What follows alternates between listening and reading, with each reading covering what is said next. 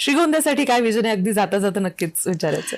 श्रीगोंद्यासाठी विजनपेक्षा आहे ना, श्रीगोंद्यात माझा हा प्रयत्न आहे. आता मधल्या काळामध्ये मी एक पाहिलं की आमचे प्रश्न, ग्रामीण भागाचे प्रश्न ऐकायला कोणाला वेळ नाही आहे, आमच्या शेतकऱ्यांचे प्रश्न ऐकायला कोणाला वेळ नाही आहे, पण शेतकऱ्यांचा तर फायदा झाला पाहिजे. त्यामुळे मी असे काही विषय शोधून काढतो की ज्याच्यामध्ये माझ्या शेतकऱ्यांचाही फायदा झाला पाहिजे आणि सर्वसामान्य जनतेचाही फायदा झाला. तुम्ही पहा, आमदाराला समानार्थी शब्द काय? लोकप्रतिनिधी. हा जनतेचं प्रतिनिधित्व करत असतो, लोकांचं प्रतिनिधित्व करत असतो. त्यामुळे आमची नैतिक जबाबदारी आहे. मी मागच्या वर्षी मागच्या मार्चमध्ये एक आर्टिफिशियल पनीर, ॲनालॉग चीजचा विषय हा सभागृहात आणला होता आणि तो इतका गाजला, म्हणजे माझ्यानंतर तो मीडियाने, इन्फ्लुएन्सर्सनी उचलला, त्याची जनजागृती झाली.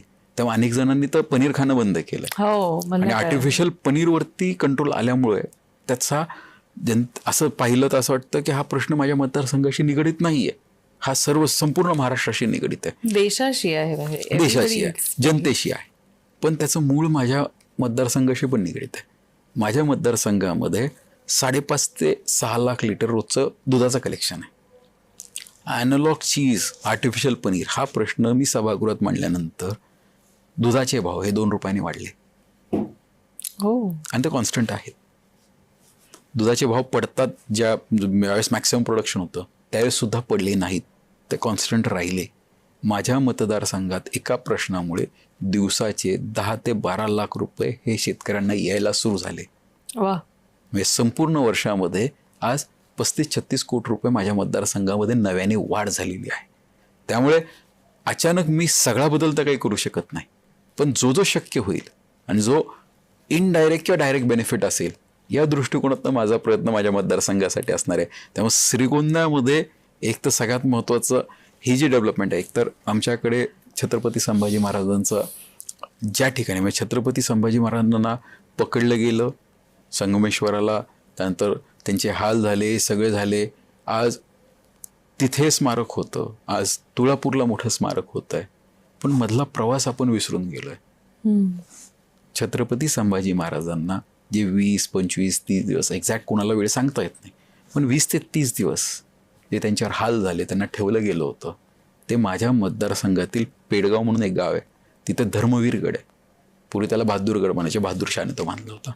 त्या बहादूर गडावरती, आत्ताच्या धर्मवीर गडावरती ठेवलं गेलं होतं आणि त्यांचे हाल त्या भूमीमध्ये झाले होते. त्यामुळे आम्ही सरकारच्या मागे लागलोय की त्याचं कुठे ना कुठे हा गड नव्याने उभा केला पाहिजे. मला एक आमदारांनी, मी हा विषय म्हणल्यानंतर म्हणलं, अरे तू म्हणतोय खरं, पण ती भूषणाची गोष्ट नाही आहे, तिथं तर महाराजांचे हाल झाले होते. म्हटलं तुम्ही फक्त एका अँगलने पाहताय, तिथे महाराजांचे हाल झाले होते, पण हाल होऊन सुद्धा महाराजांनी गिवअप केलं नव्हतं, कणखरपणे ते उभे होते.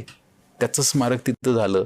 तर आज थोडं काही चुकीचं घडलं तर ही आत्महत्या करणारी जी पोरं आहेत, त्यांनी जर त्या ठिकाणी गेल्यानंतर त्यांना दिसेल की एवढे हाल होऊन सुद्धा माणूस डगमगला नाही, ही प्रेरणा त्या भूमीतनं त्यांना मिळू शकते. त्यामुळे एक प्रेरणाचं मोठं स्थान तिथे उभं राहू शकतं. त्यामुळे ह्या गोष्टीतनं आमचा प्रयत्न सुरू आहे. वा, सुंदरच कल्पना आहे ही. खूप खूप शुभेच्छा तुम्हाला या सगळ्या कार्यासाठी आणि तुमच्या पुढच्या वाटचालीसाठी. आज तुम्ही कॉफीमध्ये आलात आणि आम्हाला वेळ दिलात त्याबद्दल आपले अनेक धन्यवाद. आणि संतभूमीतून तुम्ही